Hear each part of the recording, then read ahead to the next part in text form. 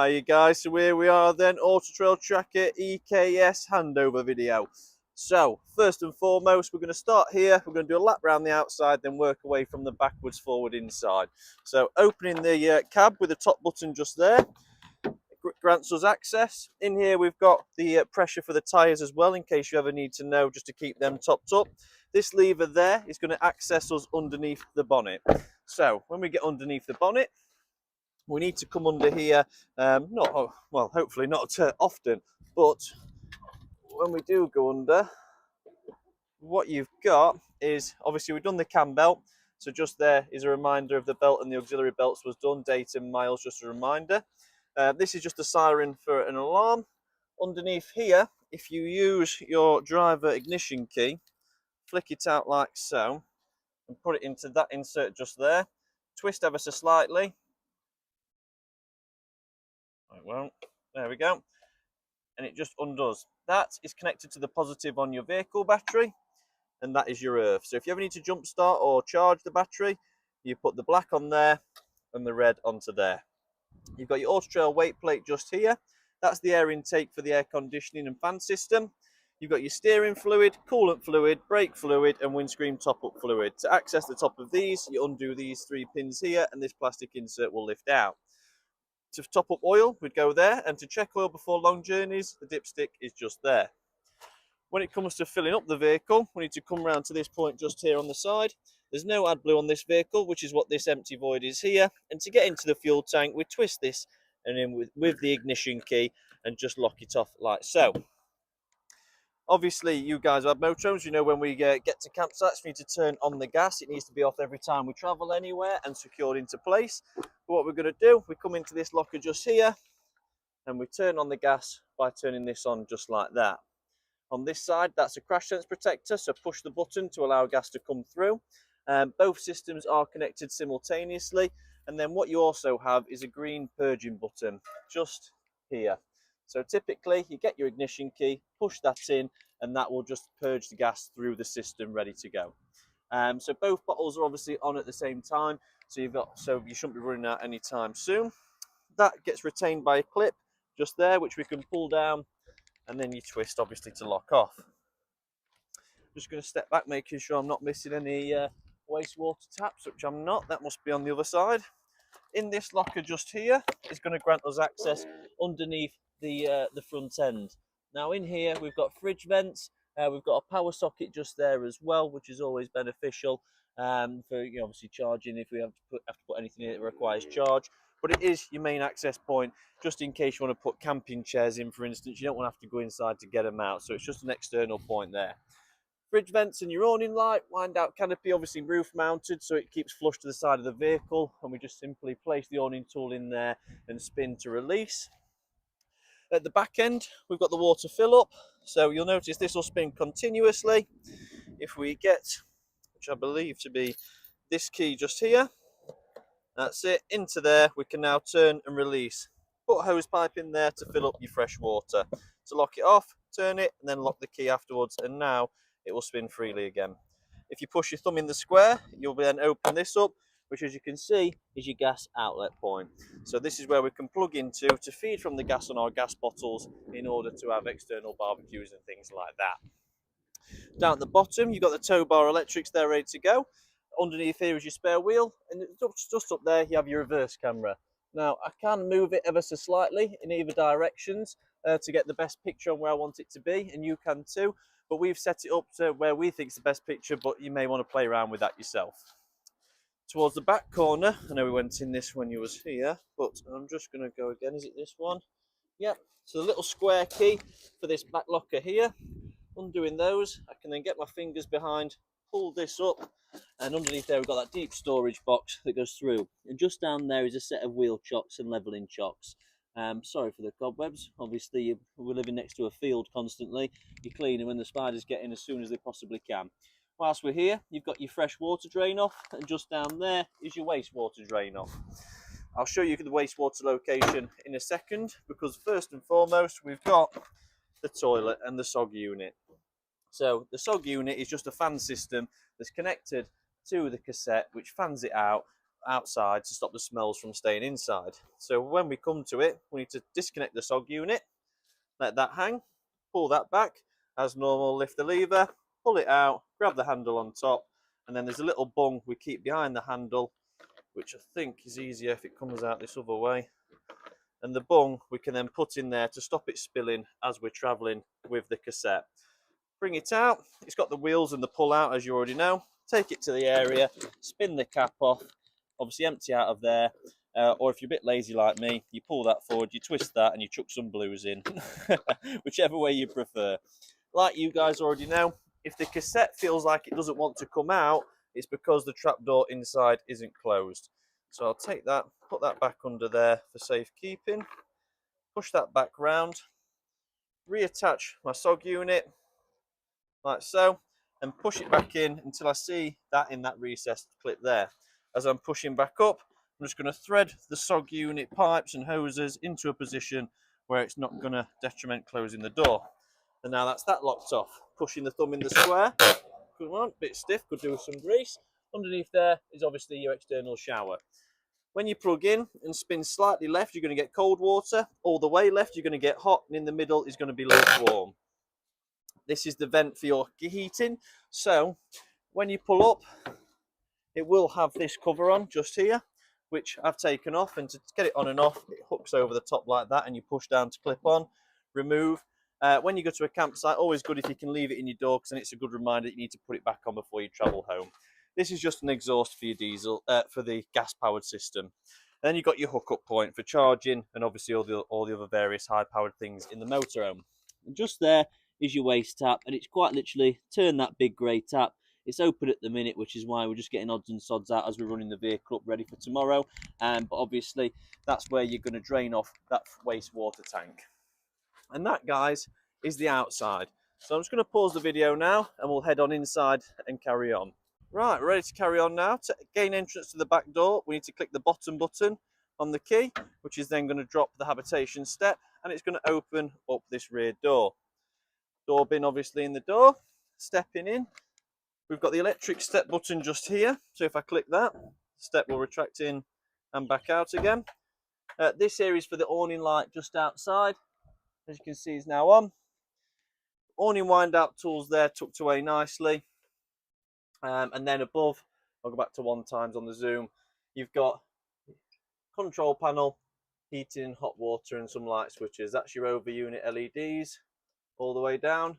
And then this one is your under unit LEDs all the way down. On your control panel, we can swap batteries by clicking this button. So when the light's off, you're on your leisure. Click that and the light's on, it goes to vehicle. Now what that's going to do is not only power the 12-volt system offset battery, but it's also going to charge whichever battery you select via the hookup lead. This here is your awning light switch, and this here is for the water pump. Now when you turn it on, it'll always tell you how much fresh water you've got in to ensure there's water in the tanks and you're not turning it on and burning the pump out. So when I scroll through, I'm just going to take it off so I can scroll back to the main screen. I'm just looking away so I don't confuse you. That is how you'll come to the screen when you turn it on, before you turn all your water pump on and everything else. This tells us the model number and the version of the panel, the time of day, and the temperature, and the current, because we're plugged into an AC current, which is 230 volt. Now, if we click down, we can look at the battery levels, leisure battery, vehicle battery. The water levels are next, fresh water, wastewater, battery current, solar current to the vehicle, external temperature, tank heaters on or off by clicking that button there. Set your clock, set an alarm to wake you up in the morning, alarm on or off, event timers, and then you're back to the beginning. So just a reminder, these cycle through the settings, these change the settings, that does your awning light, that changes your battery, that turns everything on and off, and that's your water pump. Over here, we've got the electric and gas operations. So this is your heating, and because it says 230V, we know 230 volts, so that's the electric heating, which if I click to 2, that's 2 kilowatt of power. This setting's off, that's half a kilowatt of power, and that's 1 kilowatt. Once we've chosen how much power we want to use on that system, we then need to select the temperature, which is 9, which is 30 degrees, and 1, which is 18. For the hot water, if you want the hot water on gas, then we come here. 70 degrees, off, or 50 degrees is your choice.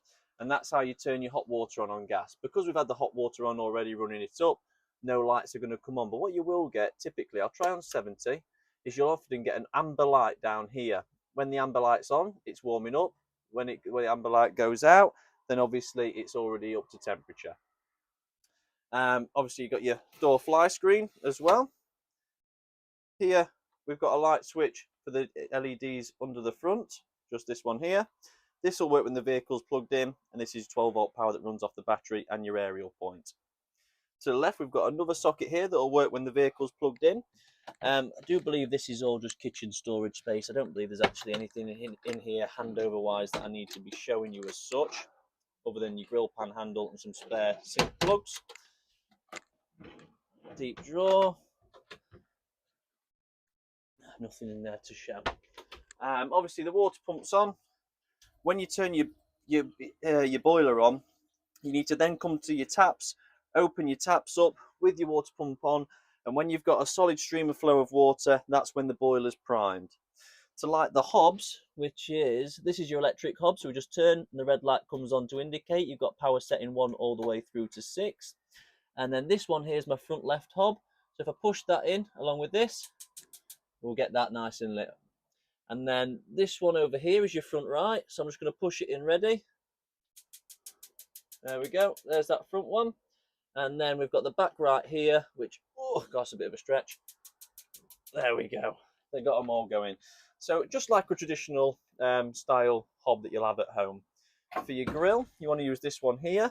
So if we push them in and light, I don't know if I can get down, so I'll see that. There we go. So you're lighting the grill with that one just there. And to turn off, just return to the top. And then with the oven, which is a side door, don't try to pull down from the top, it opens from the side.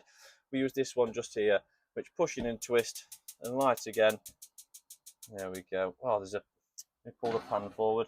You'll not be able to see the flame because the pan's there. And then the same with this one, turn it back up to the top to turn it off. Obviously, we'll take all this out before you drive away, or make sure you do, otherwise it'll rattle your head off on the way home. Underneath here, you've got your Shore Flow water pump, power socket that's connected to the oven, and 2 gas isolation taps, one for the oven and one for the external barbecue point. This just clicks in. To release, just push on it. In the top cupboards, just some storage. You've obviously got your fan, which you tick on with that button. 6-speed, 1, 2, 3, 4, 5, 6. To reduce the speed, tap the opposite side. And then for off, click the button. Into this area, where's my light switch? There it is. There we go. Light switch on the mirror just there. That does the shower light and the mirror light. To flush your toilet, you need your water pump turned on. And then we just click the blue button here, which pumps it through. The fan that's now running is your SOG unit. To push it to turn the fan off. Push it to turn it back on, and you can push it to turn it off. Obviously, you know it lights up as you need to empty. To empty what's in the toilet cassette out, we come down here and push that over, draining it into the cassette.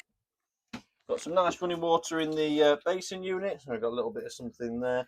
Get that down the plug. Oh, I don't want that. Probably just fell out the skylight. And then obviously your full shower. I was just about to say that. Ensure the doors are closed before travelling. Get that magnetic strip stuck together before you set off anywhere, just to make sure it's in its strongest position, it's not going to wobble around. Now, once you've turned your heating on, that's going to be warming the air up. But we need to tell it, because at the minute there's a lot of warm air coming out of here, because it's not fanning it round because I've not asked it to. So, if I put it on this setting just here, I can then adjust the fan speed up from 1 to 5, and that's an automated mode. And now I've got fans blowing hot air out of here. If I put it on that one, what that does is going to start allowing heat to come out of the front. Oh, sorry, automated mode and manual. I'm just getting mixed up with another model. So when it was on auto, it'll fan it out according to the temperature I've selected. And at 18 degrees, it's going to fan it really slow because it's already warmer than that in here. If I had it on 9, it'd fan it out faster because it wants to get it up to temperature. M is for manual mode. This is where I choose the fan speed. So 5 being the fastest, and it's really piling out of there now. If I grab something, you'll see. And now it's shooting off down there. But if I turn that to 1 and do the same with my bit of plastic, you'll notice now it's a much slower fan speed. That is off, and that is just for venting. So that's when you haven't got the heater on. So that's just going to vent cool air around. On this side is where we do the gas heating. So just like a hob, push in, spin left, and if you look through there, oh, I think I had it then, you'll see the flame. Like you can there, that's your pilot hole. Once your flame's lit, as it is now, you can let go of that, and then you put the manual fans on and select your fan speed. So now we're actually running on gas and electric at the same time. If I turn that to the off point, we're now just running the heating on the gas, and you can just check through there. There it is, look, for the flame to make sure it's lit. When I turn that to 0, what you're going to notice now, no flame at all, completely gone. So this is how we light the heating on gas. This is how we control the fans, and this is how we do the heating on electric. This is how we light the boiler on gas, and to light the boiler on electric, we come underneath here and we flick this switch into the downwards position. Down is 70 degrees, that's off, and flicking it up is 50 degrees. I'm just going to turn it off. Your boiler's just underneath here. You've got your gas isolation taps just there as well. And your boiler drain valve is that yellow one just there. To drain your boiler, I need you to lift that yellow valve completely vertical. And to close the tap back off, I need you to return it to this position just here. You've got one leisure battery under there and a second one in the battery box. In these cupboards, I'll just double check, make sure. Yeah, we've got them two. I don't think there's anything in this one. No. So, TV aerial. On, off. Grain and signal strength, low, high. Control panel. So if you look up here, this side 1, 2, 3 is your mains. 1, 2, 3. This side here, 1 to 15, is this side here, 1 to 15. So all the circuits are labelled here for you to know. These buttons here are exactly the same as those buttons just there. But the reason they've got them is if this control panel ever fails, you can swap your batteries, turn your lights on, your water pump on, your system on just there. When this vehicle's parked up and it's not being used and stored, make sure to shut the system down with that black button just there. These are all isolator switches. So this one here isn't. This is a light to tell you if you plugged a hookup lead in and the polarity is wrong. This is to turn the charger on and off. Space heater and water heater on electric, on and off. So they're all isolators. Then you've got some USB chargers there as well.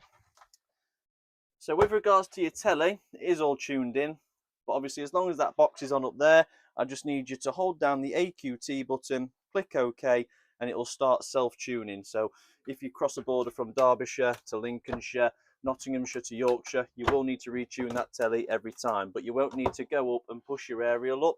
You just need to retune and it will find the channels for you. Nothing in all these cupboards apart from your plug-in, which is for your microwave. Hold the eco button to turn the microwave on, click this to add 30 seconds every time. That's stop, click again to cancel, and then you've got your fridge below. Turn it on by holding the on button, and then it automatically goes to hookup. If I want it on gas, I just click gas, and it will light itself. This light will flash red if it won't light on gas or if you have a fault. So if I put it on battery now, because the engine's not running, you'll see that's how it shows a fault. To change the temperature, we do that just there. The fridge is always locked because, as you can see, it's got that lever. As I push this button, it unlocks and locks the fridge. So right now, I can't pull that open. So if you're driving and you've got all your milk in the fridge, it's not going to simply swing open. Down the side, you've got some more storage just there. And on this side, you've got your pop-up table, which stows away there nicely. Underneath this bench just here, just grants us access to that same locker that's outside. And I think that's really it, guys. Obviously, TV, it's all powered on. You've got a switch on top there as well to turn it off and on. When you want to drop your TV down, you need to push that up. It's quite difficult one-handed. There we go. push that up, spin it to lock it, and when you drop it down, you actually need to pull this pin out as well. So not just doing that, you will have to pull the pin out. And then I'll just go to the back, pull the pin, and drop it down. And that is about it, guys. A rundown of how everything works, where everything is, and that's it. But we look forward to having you here for your handover tomorrow on Saturday. It'll be myself doing the handover, and I look forward to seeing you again, guys. But take care and enjoy the motorhome.